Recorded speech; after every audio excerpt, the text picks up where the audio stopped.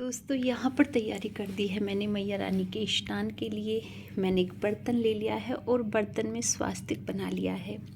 और अगर आपके पास में पान के पत्ते हों तो आप उनका भी इस्तेमाल कर सकते हो। पान के पत्ते पर भी स्वास्तिक बनाकर आप इस पात्र में रख लीजिएगा।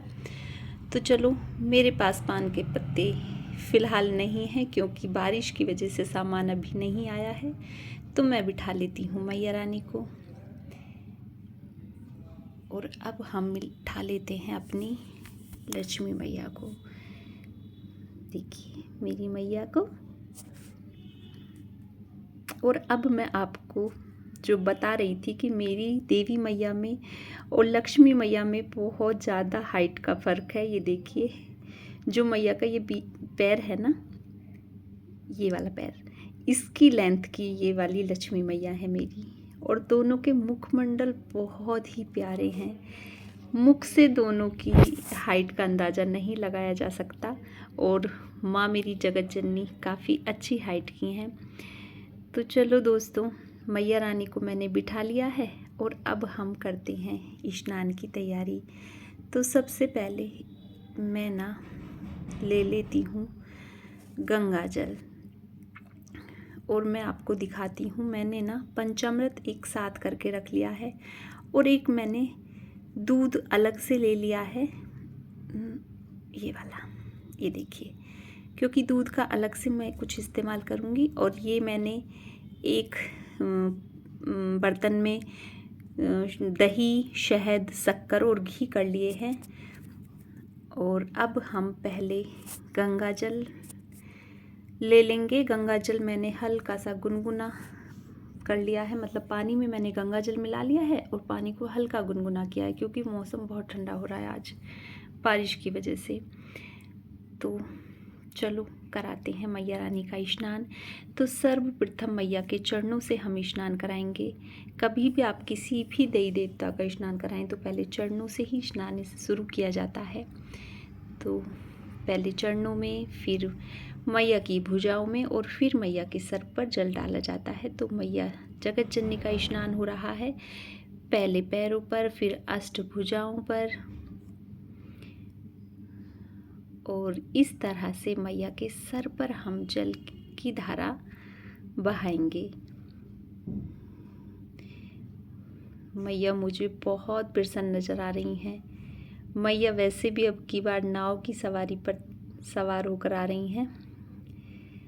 तो यहाँ पर हमने मैया को पहले जल से स्नान कराया, अब हम पंचामृत से स्नान कराएंगे। मैं इसमें थोड़ा सा दूध मिला लेती हूँ और इसको अच्छे से कर लेंगे हम मिक्स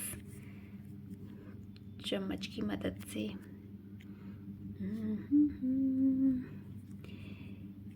हाँ नहीं, इसे रहने दो।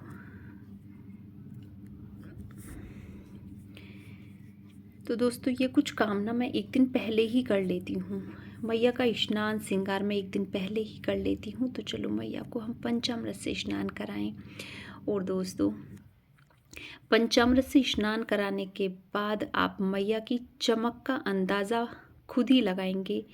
मैं कभी भी किसी भी विग्रह पर कोई भी चमकाने वाली चीज़ का इस्तेमाल नहीं करती हूँ, जैसे कि पीताम्बरी वगैरह जो होती हैं, मैं कभी किसी चीज़ का इस्तेमाल नहीं करती हूँ। मैं देखिए इनके मुखमंडल पर अपने हाथों से थोड़ा सा मल दूंगी और फिर इनमें जो चमक आएगी वो आपके सामने ही प्रैक्टिकल में करके दिखा रही हूँ। तो जो अच्छी धातु के पीतल होगा वो चमक उठेगा पंचामृत से स्नान करने के बाद में, क्योंकि इसमें दूध, दही, शहद, ये सारी चीज़ें ऐसी हैं कि जिससे कोई भी पीतल का विग्रह होगा वो चमक उठेगा।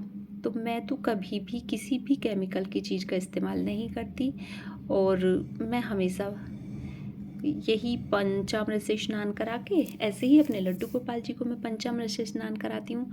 और अच्छे से ना मैया का मुखमंडल हम अच्छे से मल देंगे ताकि मैया रानी हमारी चमक उठें, क्योंकि मैया रानी 9 दिन के लिए बैठने वाली हैं अपनी चौकी पर। और 9 दिन तक मैया को अब की बार हम नहीं हिलाएंगे। और फिर मैया को स्नान करा के मैं मैया को बहुत ही सुंदर से पहनाने वाली हूँ वस्त्र। और बहुत ही सुंदर सा करने वाली हूँ श्रृंगार। तो अब हम एक सेकंड, पानी, तो ये वाला जो पानी में मैंने गंगा जल मिलाया हुआ है, तो इससे अब हम मैया को करा देंगे स्नान। तो ये देखिए मैया कर रही हैं अष्टभुजी स्नान, और मैया बहुत ही, मुझे तो खुश नज़र आ रही हैं। आप लोगों को कैसी मैया नज़र आ रही हैं मुझे ज़रूर बताइएगा। और यहाँ पर ना मैंने काफ़ी सारा जल भर के रखा हुआ है, क्योंकि सभी को अच्छे से स्नान कराना है। आज ही के दिन मैं सभी विग्रहों को स्नान अच्छे से करा लेती हूँ, जिनका मैं श्रृंगार करती हूँ उन विग्रहों का। और जिनको मैं मतलब जैसे लड्डू गोपाल जी हो गए, उनको डेली ही स्नान कराना होता है, क्योंकि उनके श्रृंगार में ज़्यादा टाइम नहीं लगता। माता रानी के श्रृंगार में थोड़ा सा ज़्यादा टाइम लगता है। तो फर्स्ट नवरात्रि को वैसे भी काफ़ी सारा काम रहता है, तो मैं ये श्रृंगार और स्नान एक दिन पहले ही करा लेती हूँ। घर के सभी सदस्यों का आप हाथ लगवाएं, और अगर सदस्य बाहर हैं तो पंचामृत में हाथ लगवा कर आप रख के तब स्नान अपने आप भी करा सकते हैं, जैसे मैं करा रही हूँ। और देखिए मैया का मुखमंडल कितना सुंदर लग रहा है। और मेरे कुछ काम ऐसे हैं जो मैं एक दिन पहले ही निपटा लेती हूँ, जैसे मंडप सजाना हो गया, चौकी लगानी हो गई, अष्टदल कमल बनाना हो गया। और ये ना मैया के वस्त्र पे ना दही और घी चिपक गए हैं, तो कोई बात नहीं। अभी मैया के स्नान में हम फूलों वाला स्नान कराएंगे। और अभी तो भैया रानी की काफ़ी सारा स्नान मैया का बाकी है, ऐसी क्या बात है।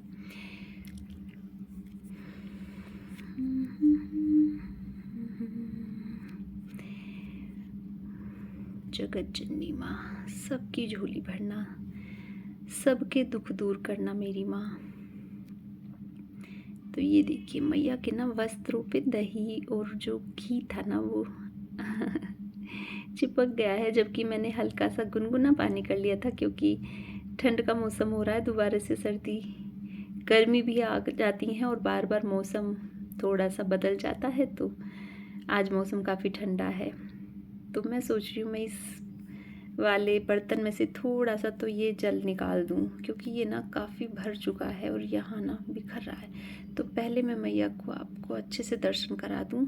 ये मैया का पंचामृत स्नान हमारा कंप्लीट हुआ। अब हम मैया को कराएंगे फूलों वाला स्नान और गुलाब जल से स्नान। तो मैं ना पहले ये परात का थोड़ा सा जल निकाल देती हूँ, और कैमरे को अब मैं कर लेती हूँ सेट। देखिए मैया का मुखमंडल से आपको मैया की शाइनिंग का पता चल रहा होगा। ऐसा लग रहा है जैसे मैया ने फेशियल करा लिया हो अरे भाई, जैसे हम तुम कराते हैं ऐसे ही मैया का भी फेशियल कर दिया मैंने पंचामृत से। तो मैं ना कैमरे को थोड़ा सा सेट कर लेती हूँ। तो कैमरा सेट करने के बाद इस तरह से, आई होप आपको अच्छे से नज़र आ रहा होगा। तो यहाँ पे मैया को मैं ना, ये मेरे पास में है गुलाब जल, ये डाबर का गुलाब जल है। आप कोई भी कंपनी का गुलाब जल ले सकते हैं, ऐसी कोई टेंशन वाली बात नहीं है कि आपको डाबर का ही गुलाब जल हो। आप चाहें तो गुलाब जल घर पर भी बना सकते हैं। तो मैं इस वाले जल में थोड़ा सा गुलाब जल डाल लूँगी, और अब करवाऊँगी मैं मैया रानी को गुलाब जल से स्नान। उससे पहले मैं मैया को थोड़ा थोड़ा सा जल चढ़ा देती हूँ, और फिर मैं इसमें मैंने जल में गुलाब जल मिला लिया है। तो आप इस तरह से गुलाब जल से मैया को स्नान ज़रूर कराएं, और फिर फूलों से मैया को स्नान कराएं। फूलों से स्नान कराना भी एक बहुत बड़ा स्नान माना जाता है दोस्तों। अगर आपको इस बात की जानकारी ना हो तो मैं आपको बता देती हूँ कि फूलों का स्नान भी पंचामृत के स्नान की तरह ही होता है। तो मैंने कुछ फूल वैसे चढ़ा दिए, और कुछ ना मैं इस वाले जल में मिला लेती हूँ, और फिर मैया को स्नान करा देंगे, क्योंकि इस जल में ना गुलाब जल भी मिला हुआ है। तो मैया होंगी इस जल से बहुत ही ज़्यादा प्रसन्न, क्योंकि बहुत अच्छी खुशबू यहाँ पर फैल गई है। वातावरण हो चुका है बहुत ही ज़्यादा खुशनुमा, खुशबू नुमा, और मैया हो रही हैं बहुत ही ज़्यादा खुश।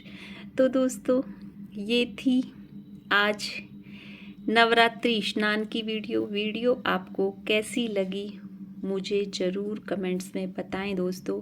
और इसके बाद मैं मैया को अच्छे से पूछकर मैया का करूँगी श्रृंगार। ये देखिए मैया का मुखमंडल मैं आपको पास से करके दिखा देती हूँ। मैया बहुत ही ज़्यादा प्रसन्न नज़र आ रही हैं। तो दोस्तों चलो अब हम कर देते हैं मैया को तैयार और मिलते हैं दूसरी वीडियो के साथ। तब तक के लिए राधे राधे, जय माता दी दोस्तों। और आई होप आपके नवरात्रे बहुत अच्छे से गुजरे। मिलते हैं ऐसी ही किसी वीडियो के साथ। तब तक के लिए बाय बाय दोस्तों, बाय।